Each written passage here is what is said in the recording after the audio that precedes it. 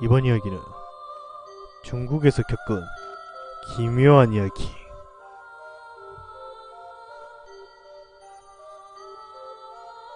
교수님에게 들은 기묘한 이야기가 있어. 일단 그 교수님에게 이야기를 들었던 상황에 대해서 이야기해줄게. 교수님은 중국어 학과 교수님이셔. 그런데 단순히 중국어만 하시는 게 아니라 중국의 문화나 지역 역사 같은 것도 굉장히 해박하셔. 지금은 나이가 많으시지만 젊었을 때는 직접 중국 이곳저곳을 돌아다니기도 했대. 이건 지금으로부터 몇십 년 전, 그러니까 교수님이 아직 젊었을 적 이야기야. 지금은 중국 여행을 하는 게 쉽지만 92년 한중 수교 이전에는 쉬운 일이 아니었어. 중국은 공산국가였고 실제로 종북주의자들이 중국을 루트로 북한에 가거나 주체 사상을 배워오는 경우가 왕왕 있었던 모양이야. 그래서 과거에는 중국을 방문하려면 굉장히 복잡한 절차를 거쳐야 했고 비용도 장난 아니게 많이 들었어. 그래서 교수님은 자신과 뜻이 많은 친구 2명과 함께 조금 편법을 준비했어. 한국, 중국으로 가는 게 아니라 한국, 동남아, 중국으로 가는 루트를 타는 거였지. 오해할 사람이 있을까 싶어서 미리 말하는 거야. 우리 교수님이 중국을 여행하고자 했던 것은 순수하게 학자로서의 열의뿐이었어. 당시 중국은 미지의 세계나 다름없었고 대학생들이나 학자들도 진짜 몇십 년 전에 나오는 교재로 공부하고 있었대. 그러다 보니 중국 문화 연구는 상당히 열악할 수밖에 없었고 그래서 중국 여행을 계획한 거지. 무슨 불순한 의도가 있었던 건 아니야. 그런데 문제가 생긴 게 처음에는 한국, 동남아, 중국으로 가려고 했는데 동남아 무슨 라오스인가 필리핀인가 미안 기억이 안 나. 아무튼 입국 심사회가 탈락한 거야. 당시 한국은 못 사는 나라였고 그 때문에 불법 취업 문제가 심했나봐. 그래서 교수님은 다시 일본을 거쳐 가는 루트를 세워 잘은 모르지만 일본의 동남아로 가는 것은 수월했나봐. 교수님과 친구분들은 그 말만 믿고 일본으로 갔대. 그런데 거기서도 입국 심사 탈락.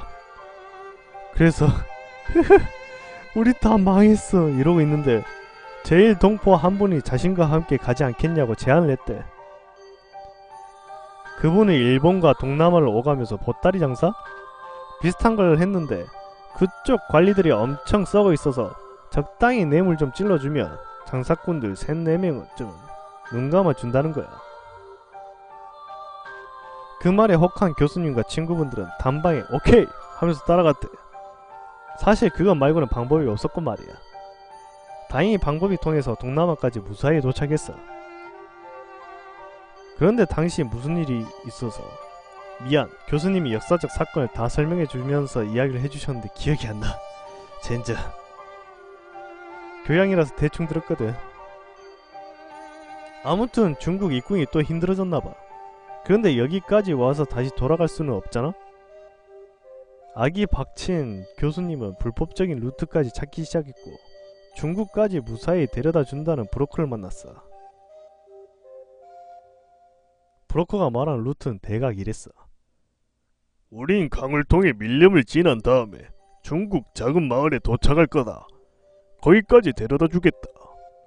거기가 무슨 지방이라고 했더라. 어쨌든 좀 울창한 밀집 지역이고 중국 공안도 안 찾는 오지래. 그래서 오가는 게 쉬울 것이라고 하는 거야. 그렇게 교수님과 친구분들은 동남아에서 중국까지 밀입국을 시도하게 돼.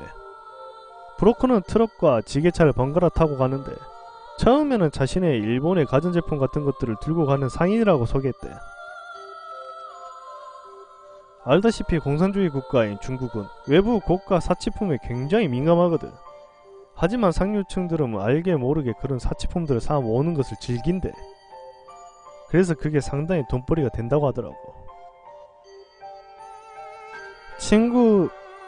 교수님과 친구분들은 그 말만 믿고 따라갔고 그런데 동행한 지 한 4일쯤 되었을 때쯤이야.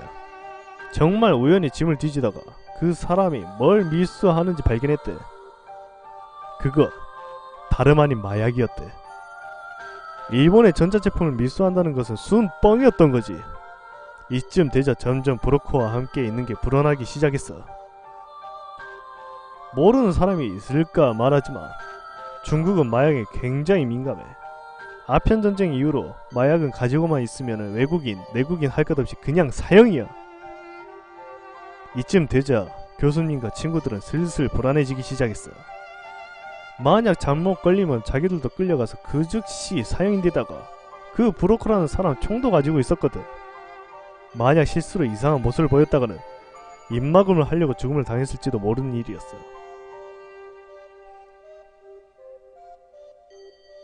일단 질문이 와서 이야기하는데, 몇십 년 전 중국이라고 생각해줘.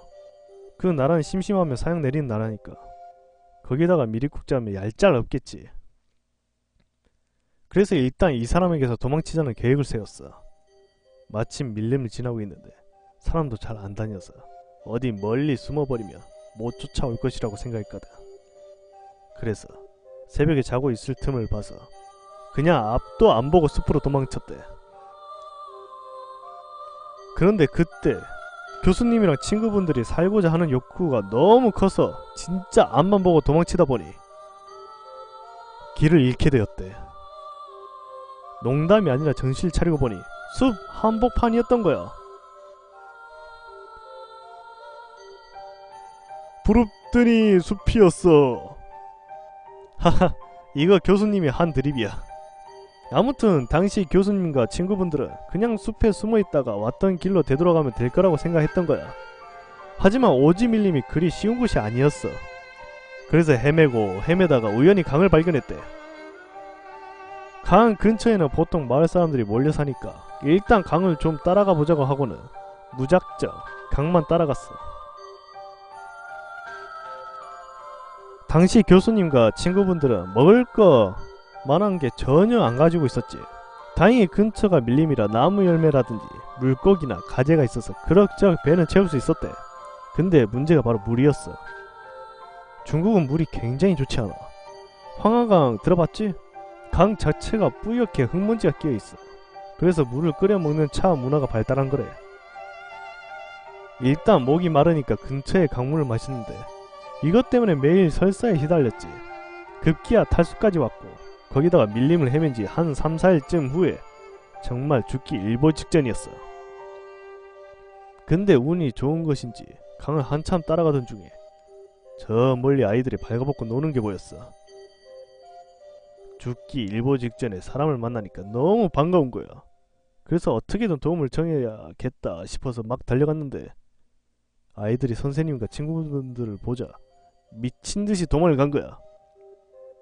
근데 이게 그냥 순간 놀라서 무서워서 도망치는 게 아니라 무슨 맹수나 산짐승을 보고 놀라서 도망치는 것 같았어. 그런데 교수님은 여기서 저 아이들을 놓치면 난 죽는다 라는 생각이 불현듯 들어서 그냥 뛰는 아이들을 보고 무작정 쫓아갔어. 물론 교수님과 친구분들은 탈수로 힘이 없었지만 어른이었고 아이들을 앞지르는 것이 어려운 일은 아니었지. 그래서 아이들을 쫓아 막 달려갔는데 아이들이 갑자기 어디 벼랑 틈으로 숨는 거야. 그래서 따라가 보니 거기에 조그마한 촌락이 있었던 거지. 그런데 그 마을이 무슨 우리나라 새 마을운동 당시 시골 마을 보는 것 같았대. 막 벽도 황토벽이고 지붕도 초가집이고. 갑자기 아이들이 놀라서 달려오자 마을 어른들도 놀랐는지